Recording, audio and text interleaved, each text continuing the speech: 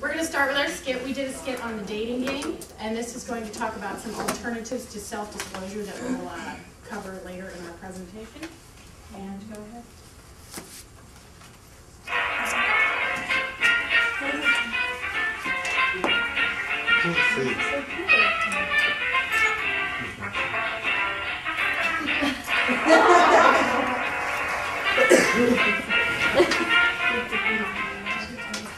Hello everyone, my name's Ashley and this is the dating game where three lucky ladies have a chance to win a date with the hunk of their dreams. And let's meet that hunk right now.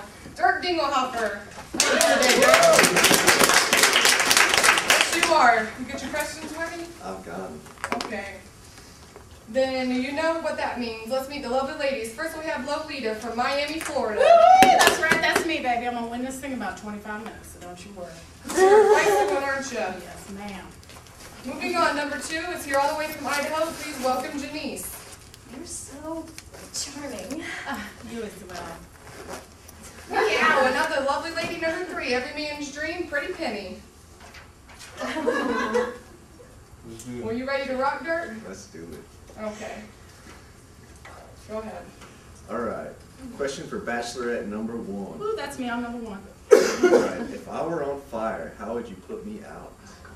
Oh, Dirk, you would be on fire as soon as I got there, but I would smother you with my assets and get you all nice and clean. Oh. That was an interesting answer. See, this is All why right, people pay moving on. attention in class. All right. Same question for Bachelorette number 3. Okay, moving on again. All right. This is for Bachelorette number 2. What was your first kiss like? Oh, my first kiss was amazing. I was 16 years old, and man, the guy was in love with me. He was a football player, and it was just wonderful. He was so incredibly in love with me, and I was in love with him, of course, but he was totally in love with me. And he's actually dead now, so he's probably in love with me from the grave. You do like to share, don't you? Not really, no. Perhaps we should just skip Pretty Penny from now on. So we'll go on to the next question. All right. Let's see. Bachelorette number 3. If I were an ice cream cone, how would you eat me? Well, I'll take that one, Dirk. Bachelor number 1. First of all, I would start at the bottom and lick all the way up to the top and lick all the drippings down and just eat you and take my time. That's what I would do. That was a pretty thorough answer. Thank you, number 1. Try to keep in mind this isn't cable television. Dirk. Shoot. All right. Bachelorette number 3. If I were an ice cream cone, how would you eat me? Wow, we're going to move on again. That's number 2. All right. This is the last question. This is for all the bachelorettes. Ladies, I love good conversation. How would you keep me mentally stimulated if we were to go out on a date? Who goes first, me? Yeah, Bachelorette number 1. All right.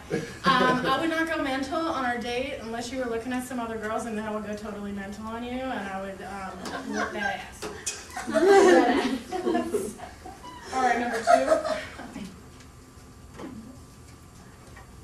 Well, I'm a very gifted conversationalist. I can talk about just about anything. I mean, I won the debate team in high school. I really did. I honest to God did. And I was so good that they named a whole school after me. I think it was in LA, no, New York. It was in New York, and they actually named the school after me, and because I was so good. You have a school named after you?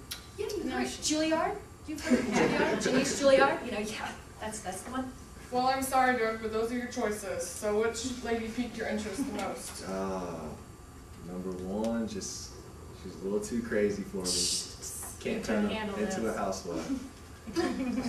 Number 2, I just don't think it's going to work out. I think I'll go for number 3. All right, well, that's Pretty Penny, but let's meet the ladies that you didn't choose. Lolita and Janice, come on over, meet the man. You missed out on this, sweetie. I'm sorry. Always meet your date, Pretty Penny. Pretty Penny? No? Okay. Oh, well, Dirk, I think you made the right choice. This has been the dating game, and we'll see you next week, and we'll introduce another woman to the man of his dreams. Oh. All right, ready? 1, 2.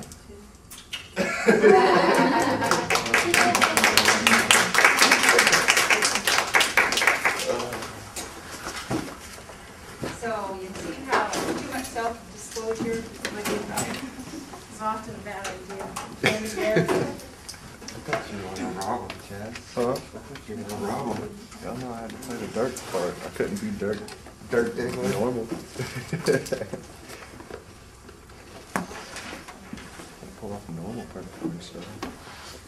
Okay, at the end of our presentation, we're going to do a game, and there's candy involved. So you may want to pay attention specifically to the blue word in the presentation, and also anything that we came to low emphasize as a C. statement.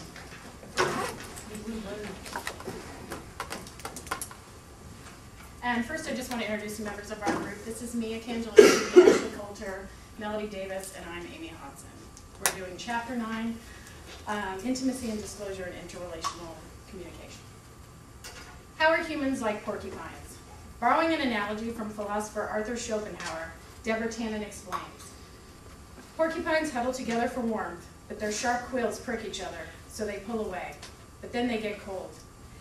They have to keep adjusting their closeness and distance to keep from freezing and from getting pricked by their fellow porcupines, the source of both comfort and pain. We need to get close to each other to have a sense of community, to feel we're not alone in the world. But we need to keep our distance from each other to preserve our independence, so others don't impose on or engulf us. This duality reflects the human condition. We are individual and social creatures. We need other people to survive, but we want to survive as individuals. The value of intimacy. Empirical research confirms the value of intimacy with others. People who report having satisfying intimate relationships have higher self-esteem, a strong sense of identity, and greater feelings of control over their lives than those without close relationships. In one study, researchers asked people who were dying in hospices and hospitals what mattered most in life. Fully 90% of those terminally ill patients put intimate relationships at the top of their list. Ashley? Right, and we have an article. This was a study done at the University of Denver by Dwayne Burmester. It's a study, he actually studied the development and companionship of intimacy during pre-adolescence and adolescence. He started off with toddlerhood, proving the first need in the form of desire and companionship is actually playtime with these toddlers. He moves on to explain that 4th grade children reported greater intimacy with their mothers than with their friends or fathers. And on into the 10th grade, it was actually the friends that rated the highest rather than any other family members. Let's see, the findings concerning intimacy and cross-sex peer relationships also revealed interesting sex differences. This means ratings clearly indicate the intimacy with opposite-sex friends and boyfriends and girlfriends sharply increased between the 5th and 8th grade. This study was done with 8 network members, the father, closest sibling, mother, teacher, female and male friend, partner, and grandparent. It proved that even in the early stages of life, everyone almost desires female companionship over male. There are 4 dimensions to intimacy. The first, in blue, is physical. Even before birth, the fetus experiences physical closeness with the mother that will never happen again. The second dimension is intellectual. When you engage another person in an exchange of important ideas, a kind of closeness develops that can be powerful and exciting. The third dimension of intimacy is emotional. Sharing personal feelings and information can both reflect and create feelings of closeness. The fourth dimension is shared activities. Shared activities can include everything from working side by side with someone at work to meeting regularly for exercise workouts. When partners spend time together, they can develop unique ways of relating that transform the relationship from an impersonal one to an interpersonal one. Some intimate relationships exhibit all 4 dimensions. Other intimate relationships exhibit only 1 or 2. Some relationships aren't intimate at all. And we have another article. It's called Truth, Lies, and Intimacy, and it's by Judy Cassidy.